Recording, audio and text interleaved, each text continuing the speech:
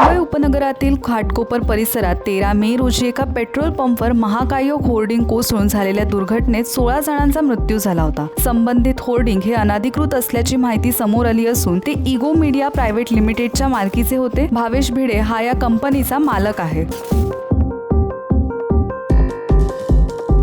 Hoarding कोसळून झालेल्या भीषण दुर्घटनेनंतर पोलिसांनी लगेच भावेश भिडे याचा शोध सुरू केला। मात्र आपल्याला अटक होणार याची कुणकुण लागताच तो मुंबईतून फरार झाला असून त्यानंतर भावेश जवळपास 3 दिवस पोलिसांना गुंगरा देत पळत होता। तो लोणावळ्यात एका खासगी बंगल्यात काही तासांसाठी थांबला होता। पोलीस आपल्या मागावर आहेत याचा भावेशला अंदाज आला। त्याने ड्रायव्हरला नवीन सिम कार्ड आणण्याच्या बहाण्याने बाहेर पाठवले आणि तासाभराने भिडे एकटाच लोणावळ्याच्या बंगल्यातून निघून गेला। लोणावळ्यातून भिडे अहमदाबादला गेला, एका नातेवाईकाच्या घरी मुक्कामाला थांबला। त्यानंतर भावेश भिडे उदयपूरला गेला। उदयपूरमध्ये एका हॉटेलमध्ये तो लपला होता। याच हॉटेलमधून गुन्हे शाखेच्या अधिकाऱ्यांनी त्याला ताब्यात घेतले। गुन्हे शाखेची 6 ते 7 पथकं राजस्थान, उदयपूर, जयपूर, अहमदाबाद आणि लोणावळा परिसरात त्याचा शोध घेत होती। अखेर मुंबई पोलिसांनी उदयपूरच्या हॉटेलमध्ये भावेश भिडेला पकडले। त्याला सध्या मुंबईत आणण्यात आले असून थोड्याच वेळात त्याला विक्रोळी न्यायालयात हजर केले जाणार आहे।